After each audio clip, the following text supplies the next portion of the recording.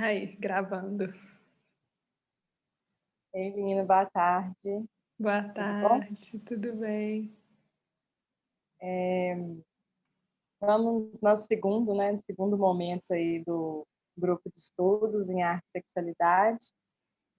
Eu vou falar um pouquinho antes de começar como que a gente chegou, nesse formato. O CITOC, para quem não conhece, é uma iniciativa de experimentação e estudo, em arte e sexualidade, que está aí acontecendo desde 2014. E ele começa com ações de intervenção e educação, artística, com adolescentes e mulheres, principalmente, que estão em situação de vulnerabilidade social. E ele vem, se desenvolvendo durante esses anos, muito nessa experimentação da arte enquanto uma ferramenta para trabalhar assuntos dentro do universo da sexualidade.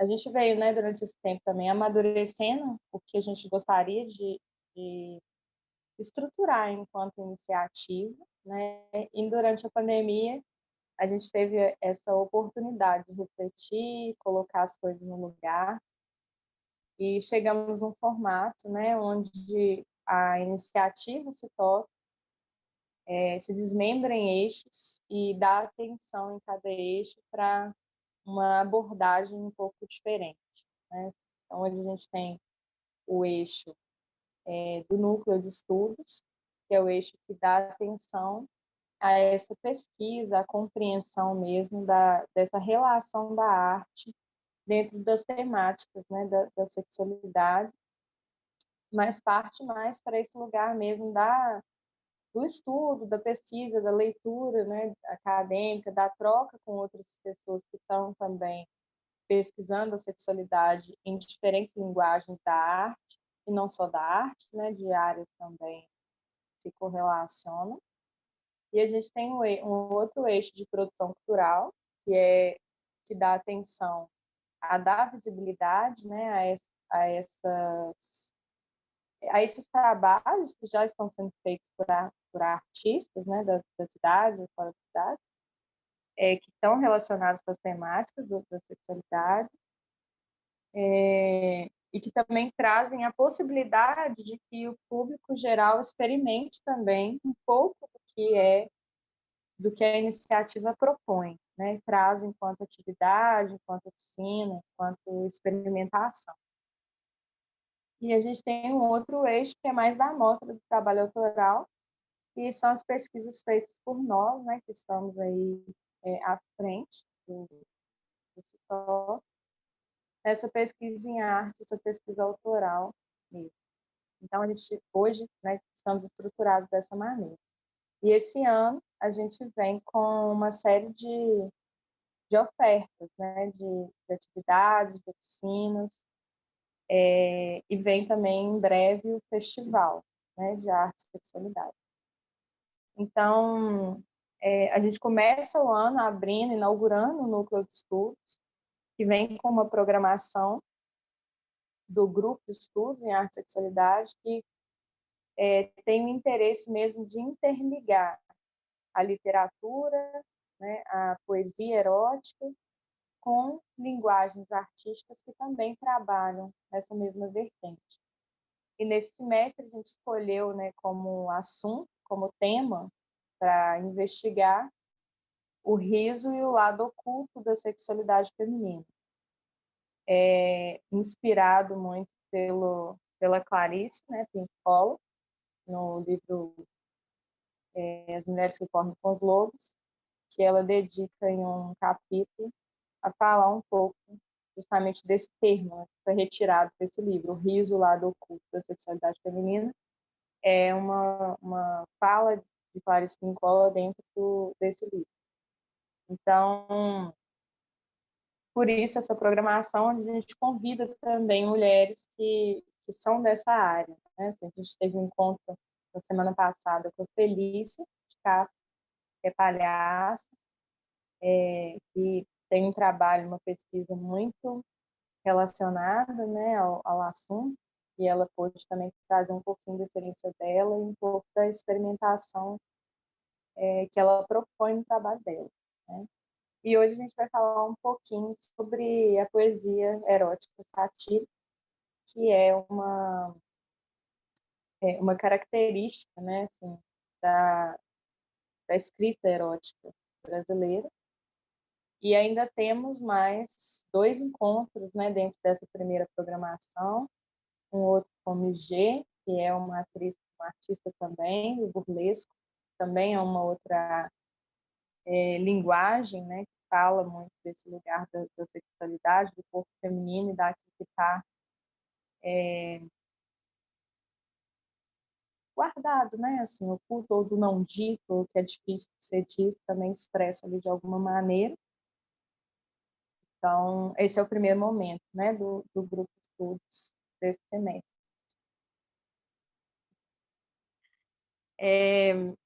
Eu preparei para um papo de hoje, assim, algo breve mesmo, assim, falando dessa relação, né, da escrita, da literatura.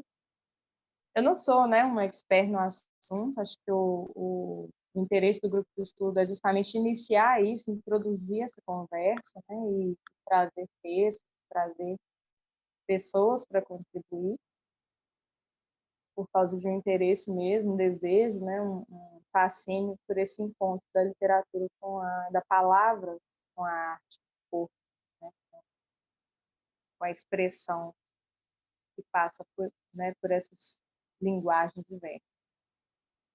E então eu trago primeiro essa relação, né, de pensar um pouquinho sobre o erotismo e a arte, né, nessa relação do erótico.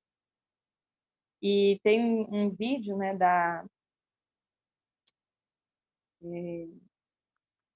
eu não sei se foi na TV Cultura, um vídeo, né, que eu vi há pouco tempo da Eliane Moraes, que é uma pesquisadora da literatura erótica, onde ela traz uma fala bem bonita, assim, que ela coloca que o erotismo ele vem da mesma matéria da poesia, né, que é justamente esse lugar da fantasia, da capacidade de burlar o real. E o erotismo ele tem essa carga de dar sentido, dar um novo sentido àquilo que existe. E a poesia também traz esse lugar, né? A poesia ela extrapola, não só a poesia, mas a literatura, né? E a arte de um modo geral. Ela vem dando caminhos àquilo que a vida concreta talvez não dá conta, né? E esse estado de poesia, né, assim, é essencial para a vida, né? Acho que em algumas pessoas talvez seja mais latente, né, do que em outras, mas a capacidade de burlar o real, a capacidade de dar sentido às coisas, né, dar sentido às coisas concretas, ela é muitas vezes o respiro, né, o que permite que a gente dê conta de questões que nos atravessam. Então, acho que esse é o primeiro ponto, assim, desse interesse, nesse cruzamento, né? Por que o erótico? Né? Por que o encantamento com essa área, com esse assunto? Acho que o encantamento está justamente aí, nesse encontro, nessa matéria do qual o erotismo é feito, né? De onde surge o erótico. Acho que por ser a mesma fonte da poesia, a mesma fonte da arte, que é esse lugar de uma presença que extrapola a dimensão do tempo em que a gente está aqui nesse mundo concreto. E aí eu acho que a sexualidade ela se interliga com a arte nesse ponto, numa fusão e num encontro que é muito bonito, né? Porque a sexualidade não é só o sexo, né? A sexualidade ela é a vida, é a energia vital e é a nossa expressão nesse mundo. E a arte também é isso. Então, elas se encontram de uma maneira bem única, talvez, bem singular. Talvez. E aí, por que o riso, né, nesse semestre? Acho que pensar o riso também está sendo bem interessante para mim, porque nunca foi fácil o riso para mim, assim, né? A densidade, o pensar, o sentir sempre foi algo muito mais natural em mim do que essa expressão autêntica do riso, né? Assim, do ridículo. E aí pensar o riso tem sido interessante, porque pensar que o riso ele tem uma característica de transmutação, de cura, de trazer à tona, né, assim, algumas dores e resolver a dor pelo riso, né, você olhar para as suas dores de uma outra maneira.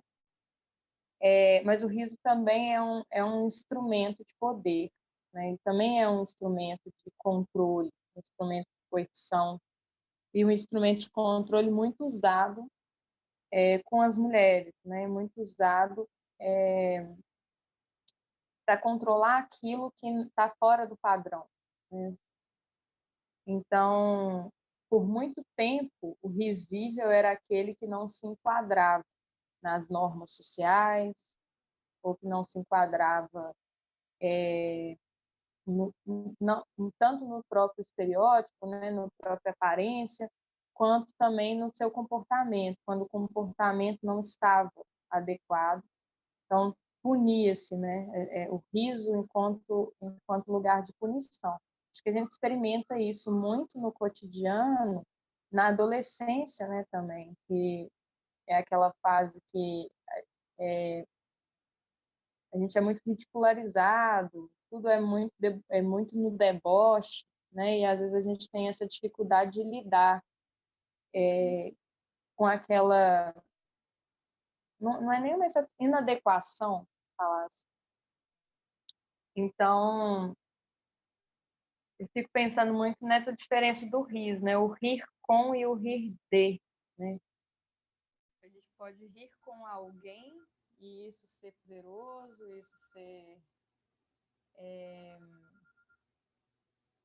ser prazeroso, isso ser divertido e até transmutador, não sei, mas não sei se essa palavra existe, mas ele fazer esse processo de libertação, né? Mas ele também tem o rir de, né? E o rir de, quando esse de é um outro, né? O rir do outro, tá nesse lugar de ridicularizar, né? De rebaixar o outro. Então, eu até separei um trechinho aqui de uma fala que eu tirei de um artigo do Roberto Sodré, que também é um pesquisador da literatura do riso, né? Do riso da literatura, que eu achei interessante ele trazer isso numa análise que ele faz de um poema, né, da Hilda Hilst. Vou pegar ele aqui para ler o trechinho. Ele fala assim: o riso sempre foi desencadeado a partir da observação de um deslocamento. Entretanto, se tudo se tornou por esse princípio vivi, se a normalidade desapareceu e a rigidez perdeu a razão de ser, o riso não tem como preservar a sua força. No mundo contemporâneo, desencantado, a despeito dos guetos de dogma e totalitarismo, o riso aparece pela falta de seriedade. O que fazia rir era a suposta idiotia dos outros e de suas ideias, de seus comportamentos, a surpresa nascida dos choques culturais. No mundo onde tudo é respeitável, o componente agressivo do riso foi eliminado. De repente, o riso, desvitalizado, não mostra mais o desdém, uma vez que não rimos mais para castigar os costumes. Rimos, sim, para mascarar a perda de sentido de se estar no mundo. Eu achei esse trecho muito legal, assim, né? Muito bonito, por quê? Porque até então a gente ri do outro, né? A gente estava a gente ainda está nessa sociedade que é muito marcada por um moralismo, muito marcada por um modelo certo de ser, de existir, de se comportar, e tudo que não estava ali dentro é risível. Mas no momento em que a gente começa a trazer toda a diversidade de ser no mundo e começa a desmanchar uma normalidade, um certo ideal de ser no mundo, o riso então passa a não ter força mais de castigo, né? E aí ele passa a ser uma necessidade de mascarar essa falta de sentido, né? Assim, essa falta de referência do que se é no mundo. Então, eu achei essa frase interessante por isso, né? Tipo assim, pensar o riso, essa transformação do riso à medida que a sociedade também se transforma, né? Assim, do risível, principalmente. Quando a gente, inclusive, não aceita mais que aquilo que por tanto tempo foi risível continue sendo risível, né? Não faz mais sentido.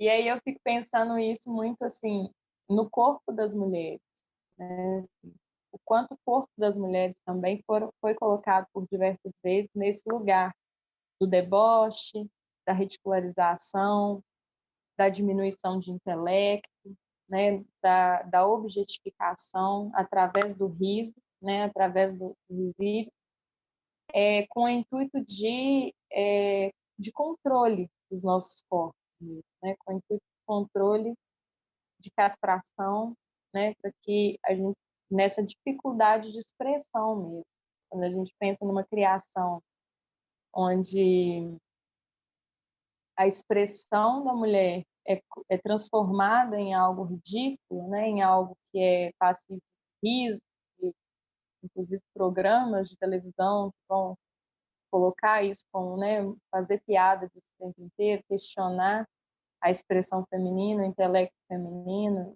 e reduzir a mulher aos espaços que lhe cabe numa sociedade,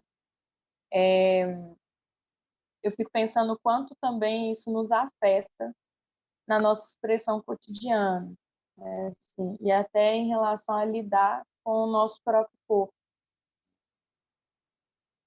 Tem uma atividade que eu faço muito com os jovens, né, quando eu trabalho com eles, que é interessante que a gente faz um levantamento de palavras, de nomes que a gente dá à vulva, né?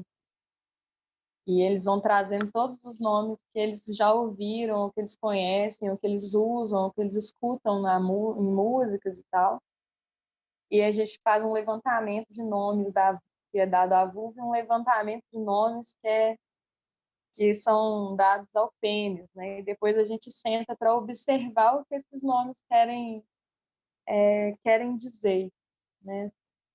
E aí o que a gente percebe no nome os nomes que a gente acessa da vulva, ou são nomes que infantilizam, né? Que está tudo no diminutivo, no pequenininha, florzinha, que tem essa característica, né? De que nos lembra também do lugar da mulher, que tem que ser inocente, que tem que ser higiênica, né? Tem que ser pura, etc., delicada e tal, e que é uma exigência, inclusive, estética e racista, né? Assim, você pensar, inclusive, que esse termo remete também ao que se espera de uma vulva, né? Que é a famosa vulva rosa, por exemplo, que é uma expectativa estética de uma vulva que é racista, que é também esvazia também, né, o sentido de ser. Por outro lado, a gente tem outros nomes que ridicularizam a genitália feminina, né, que fala sobre o cheiro, né, assim, da vulva, que fala o odor da vulva, né, para você mais usar, vai falar né, do estado dela de ser molhado, então é peixe, né, assim, vai trazendo outras referências nesse sentido. Então a gente vê essa dualidade nos nomes que a gente escuta da vulva, né? Por um lado, nomes que vão trazer essa carga, que coloca, que reforça esse papel social e esse papel estético que é esperado da mulher, e, por outro, ridicularizam esse órgão por ser da maneira como ele é e diminuem a função dele, né? Assim.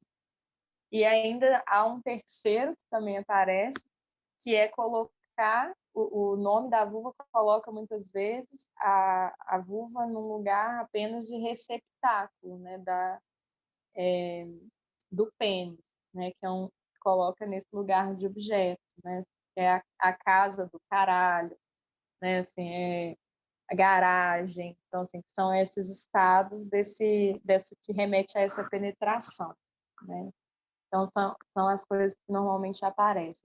E quando a gente vai para os nomes que aparecem, né, normalmente para pênis, que os jovens normalmente trazem, aí a gente vê nomes que ou exaltam o tamanho do pênis, né? Assim, é sempre nessa forma do pênis ereto, que é espada, pistola, né? Assim, é sempre que remete a essa berinjela, não sei o que, terceira perna, tal, são nomes que remetem sempre a esse estado ereto do pênis, né? E a esse tamanho, que também é uma cobrança social, que tem a ver com esse papel da virilidade, do masculino, do ser forte, do ser, né, potente e tudo mais. E, por outro lado, também que já crava uma violência, né? Assim, que tem também atrelado já essa violência, né? Que normalmente fazendo essa associação com, não necessariamente ao estupro, mas a esse sexo que a gente também vê muito na pornografia hoje, que é essa violência, muitas vezes, com outro corpo, né? Esse modelo de sexo que marca nessa fricção, essa penetração e essa potência, né, desse masculino.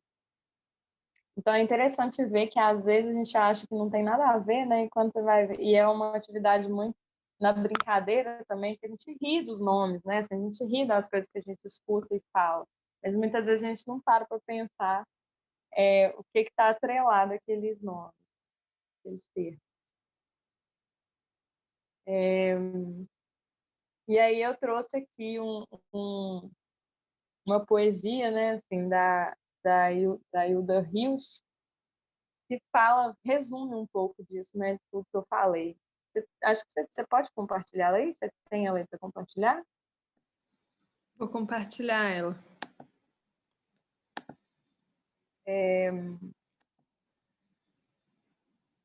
Apareceu aí? Apareceu, mas está bem pequenininho. Aumentar um pouquinho.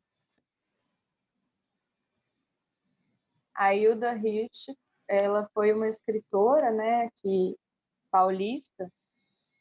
Ela nasceu em 1930, faleceu em 2004. Tem uma obra extensa, considerada aí uma das maiores escritoras do século XX, né, a Hilda Hilst. Foi uma figura também que falava muito dela, muitas histórias que rondavam o jeito dela ser e tudo mais. Ela queria ser uma escritora popular, assim, alcançar, mas ela era muito refinada na escrita dela e acaba que ela não era, né? Não alcançava essa coisa de ser uma escritora tão popular. E ela tem hoje um instituto, né? Ela criou a Casa do Sol, que é um espaço onde ela criou para ela poder se inspirar e escrever, e foi onde ela morou, assim, até o fim da vida dela. E ela recebia pessoas para residências artísticas, e depois que ela morreu, essa casa se transformou no instituto que faz uma memória da obra dela, e ainda acontece residências artísticas literárias por lá também. E aí ela tem um livro, né, que é As Bufólicas, e nesse livro, ela traz sete textos, né, assim. E aí eu escolhi um texto para falar que eu acho que retrata bem, né, o que a gente está falando, que é essa poesia da Ula, né, uma rainha que se queixa aí porque era careca, né? Então ela fala assim: de cabeleira farta, de rígidas ombreiras de elegante beca, Ula era casta, porque de passarinho era careca. À noite alisava o monte lisinho, com a lupa procurava um tênue fiozinho que há tempos avistara. Ó céus, exclamava, por que me fizeram tão farta de cabelos, tão careca nos meios, e chorava. Um dia passou pelo reino um biscate peludo, vendendo venenos. Uma gota aguda pode ser um remédio para uma passarinha de rainha. Convocado ao palácio, Ula fez com que entrasse no seu quarto. Não tema, cavalheiro, disse-lhe a rainha. Quero apenas pentelhos para minha passarinha. Ó senhora, o biscate exclamou, é para agora, e arrancou do próprio peito os pelos, e com saliva de ósculos colou-os. Concomitante, penetrando-lhe os meios. Ui, ui, ui, gemeu Ula, de felicidade. Cabeluda ou não, rainha ou prostituta, hei de ficar contigo a vida toda. Evidente que aos poucos despregou-se o tufo todo. Mas isso que importa. Feliz, muito contentinha, a rainha Ula já não chorava. Moral da história. Se o problema é relevante, apela para o primeiro passante. Eu adoro essa poesia, assim, né? Esse texto. E aí, a princípio, ela é um texto divertido, ali, engraçado. Tem até um tom meio infantil, assim, né, na hora que você lê. Mas aí eu achei um artigo mesmo, assim, desse Paulo Roberto Sodré falando um pouco sobre esse poema, que eu achei, assim, primoroso, né? Que ele vem fazendo uma análise, na verdade, do poema, e aí ele coloca, né, assim, que primeiro essa ideia de uma rainha, né, que lá num primeiro trecho coloca, né, que ela, assim, de cabeleira farta, de rígidas ombreiras, de elegante beca, Ula era casta. Nesse trecho ele traz, né, ele fala assim, né, pô, ali tem várias referências interessantes. O cabelo em si, ele historicamente, ele representa muito da sexualidade feminina, porque muitas culturas trazem essa coisa do o cabelo solto e muito cabelo, né? Normalmente tinha essa coisa da mulher do cabelo longo e tudo mais, do cabelo solto.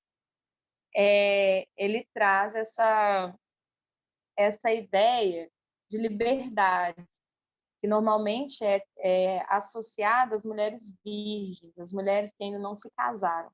Então, o cabelo farto, ele traz essa conotação de um alto apetite sexual, de uma época em que a mulher ela está sedenta a ter relações, né? Assim, não só sedenta, mas como está no momento da vida que aquilo ali está latente, né, no corpo.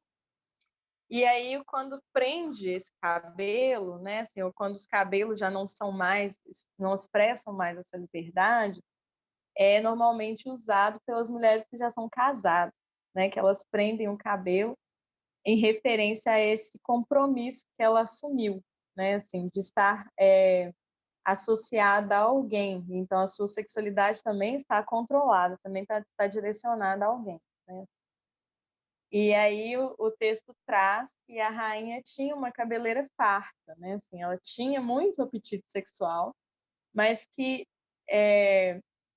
e ela tem esse traço da monarquia, né? Que então ela tem uma pose de rainha, ela tem ombreiras, ela tem uma pose elegante, né? Assim, e ela é casta, então ela cumpre com um papel moral e social que é tida a ela, de cabeleira farta, livre, esvoaçante, cumprindo o papel social que é de ser virgem, né, de ser pura e tal. Porém, depois ele traz logo em seguida falando assim, que ela era casta porque de passarinho era careca. E aí é interessante pensar, porque ele fala assim, se ela tem muito cabelo e está muito farta desse apetite sexual, ele também só aparece na cabeça, que é o lugar das ideias. Então, ela não tinha pelo na passarinha, o que significava que ela tinha um apetite sexual muito grande nas ideias, mas que não concretizava na prática esse apetite sexual que ela tinha.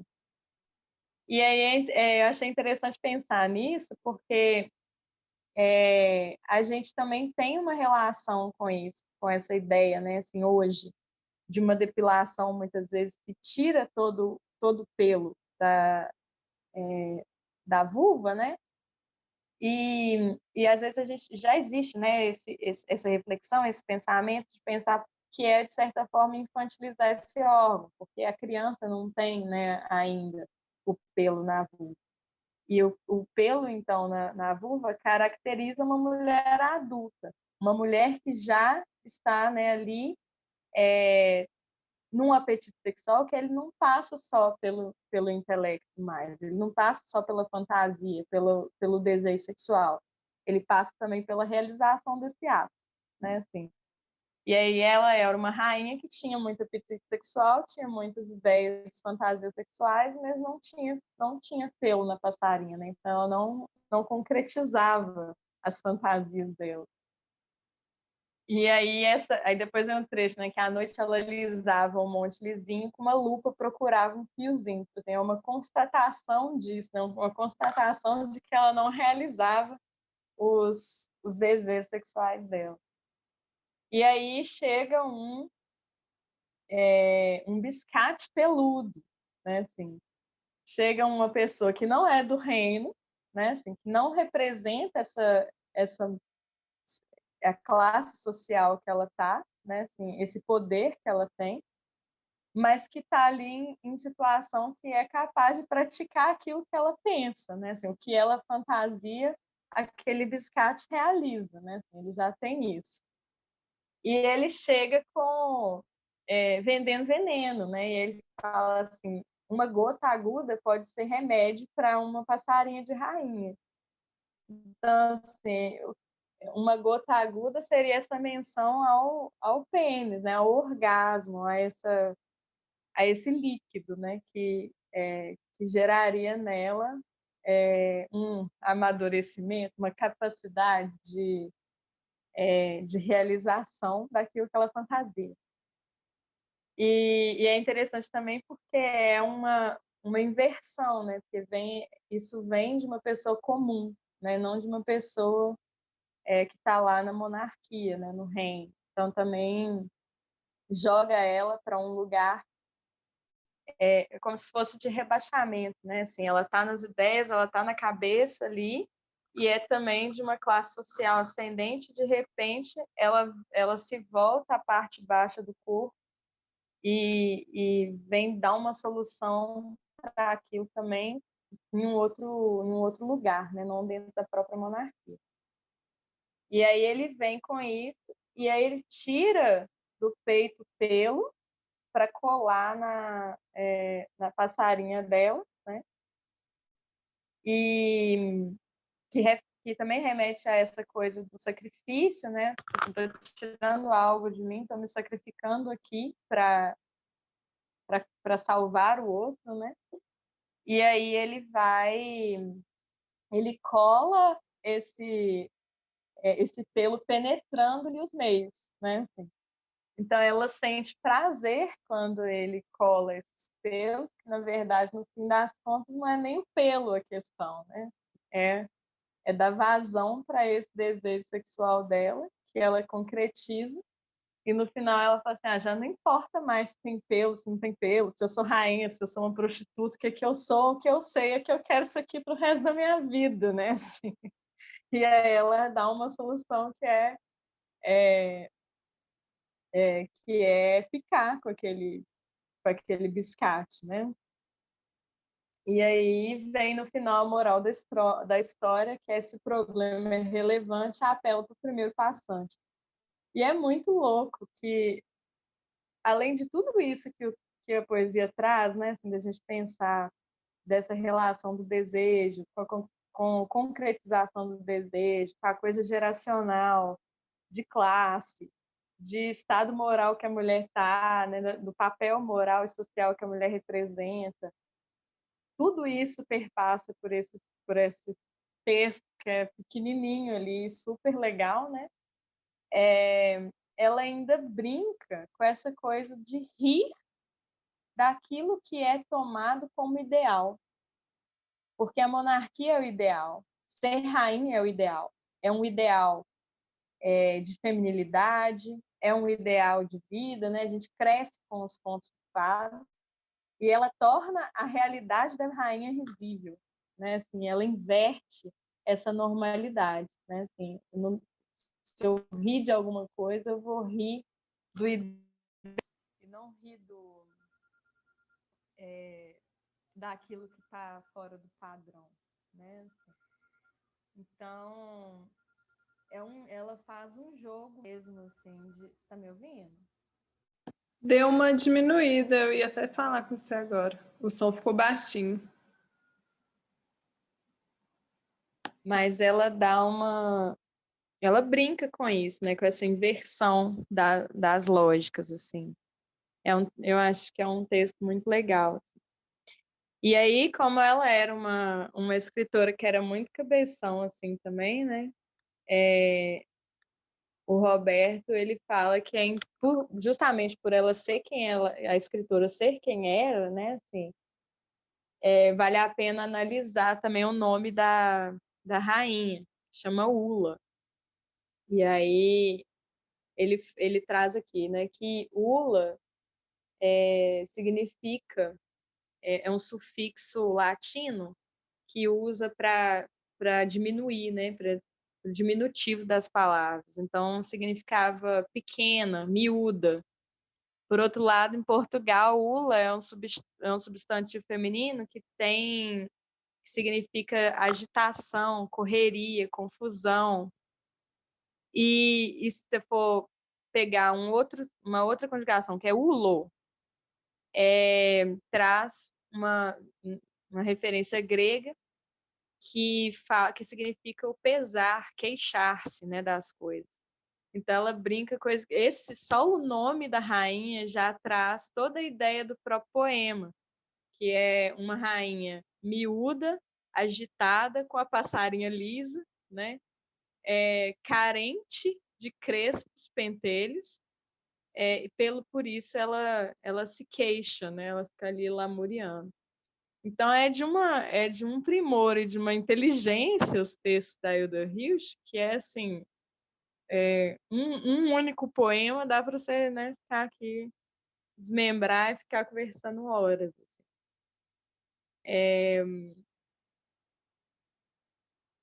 E aí, dentro do que a gente estava conversando, né, assim, e com essa relação, né, da rainha que se queixa porque ela, na verdade, ela queria ter uma relação, né, queria ter prazer de realizar as fantasias dela, ter pelos na passarinha. Eu fico pensando muito também nessa relação da gente com os nossos corpos, né, assim, com o que cada um carrega, né, em si, como marca, como cicatriz, né, de uma de uma castração, né, principalmente as mulheres, de uma castração em relação a essa sexualidade e como lida com isso depois na própria relação, né, assim, como que eu me mostro, como que eu me expresso para mim mesma ou às vezes para o outro, né, assim, até onde eu consigo ir, de me tocar, de me olhar, né, de me relacionar mesmo com o meu corpo de uma forma ampla, que não só no genital, mas o que nesse corpo foi ridicularizado, o que nesse corpo é evitado até hoje, né? Porque acho que todos nós carregamos um pouco disso, né? Assim, partes do corpo que a gente não quer ver, comportamentos que a gente não quer olhar, porque fomos de alguma forma controladas também por esse riso, por esse deboche, por esse medo de ser ridicularizada, né? De ser inadequada, e o quanto que isso impacta na nossa vida sexual, o quanto que isso impacta nos nossos prazeres, né, cotidianos, e o quanto que isso impacta na nossa relação com a gente e com o outro, né? Assim. Então, é isso a reflexão que eu trouxe para hoje, né? Assim, de pensar mesmo como que, às vezes, uma poesia, uma leitura, às vezes, pode desencadear tantas possibilidades de reflexão e de investigação da própria história, né? Eu achei muito legal uma coisa assim, né, que ficou indo e voltando, de como que o riso ele pode ser esse lugar de opressão, né, de controle, e de como que isso se relaciona também com o que nos é permitido ser, né?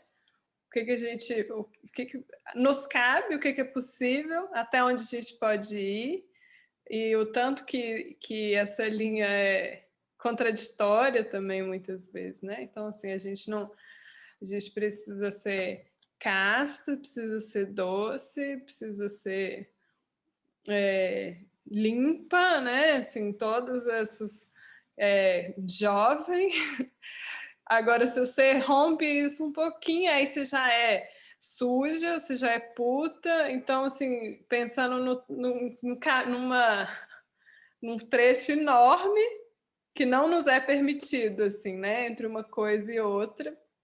E o tanto que a gente é julgado por esses processos. E como que o riso vem num lugar, o riso, o erotismo e essas expressões de ser, assim, vem num lugar subversivo.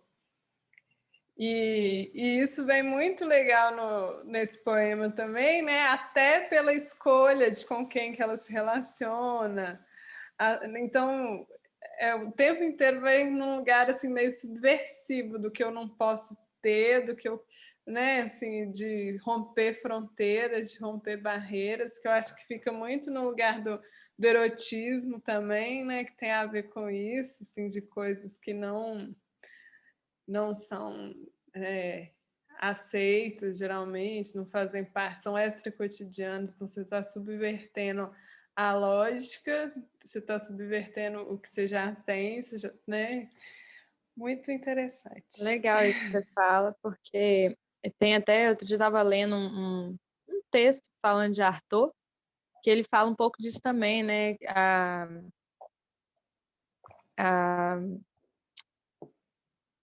a capacidade, assim, anárquica do riso, né? Assim, de ir mesmo contra as regras, né? E de burlar tudo e transformar as coisas, né?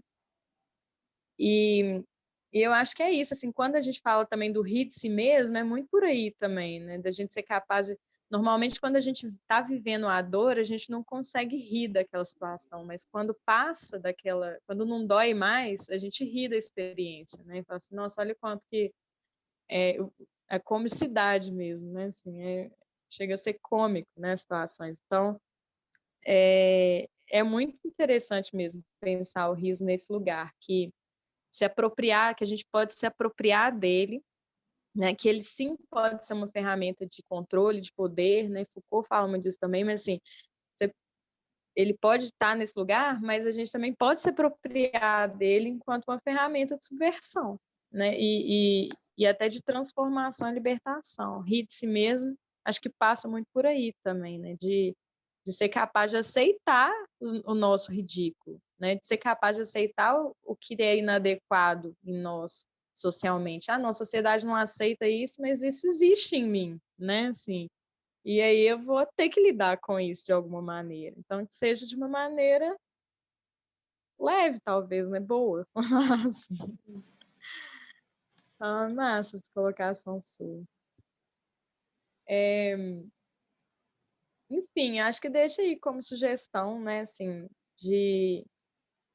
diante de toda essa fala, talvez de tirar um tempo para pensar um pouco sobre essas coisas que a gente carrega que são inadequadas, né, assim, olhar no espelho, olhar para o próprio corpo, visitar cantinhos desse corpo que não são visitados, né, olhar recortes, né, talvez com um espelho de mão, né, assim, partes do corpo que a gente não se atenta para eles, né? E olhar com mais generosidade para a gente mesmo, né? Aceitar um pouco mais dessa nossa sombra, retomar essas histórias que às vezes são histórias que aconteceram lá na infância ou lá na juventude e que hoje na vida adulta ainda nos atrapalha e a gente nem sabe que atrapalha, né? Assim, que a gente ainda carrega, né? Essa risada que foi um controle, né? Assim, que foi um castrador da nossa expressão e que a gente ainda carrega até hoje. E para abrir mão delas, né? Mas Muito é bom, isso. Catarina, maravilhoso. Obrigada. Eu que agradeço. Voltamos aí na próxima. É na próxima semana já? Tem que confirmar. Deixa eu confirmar aqui, porque eu acho que Planejou. pulava alguma semana. Não, a gente pula a próxima semana e volta no dia 19. Então, dia 19, 2 horas, né? Uma sexta-feira, Isso. com a MG. A MG vai falar um pouquinho, mas ela traz experimentações também, né? Do burlesco. O trabalho dela é bem legal. E aí a gente segue com a programação. Isso, e ainda pode se inscrever, né? Quem tiver interesse em participar, E ainda é está aberto, aberto. gratuito. Cada encontro é aberto e gratuito, então não tem que, né, estar em todos os encontros. Acho que é mesmo participar. Se quiser participar de um só, de dois, enfim, ainda está aberto para poder se inscrever. É isso. Então tá. Obrigada. Até. Beijão. Até. Beijos.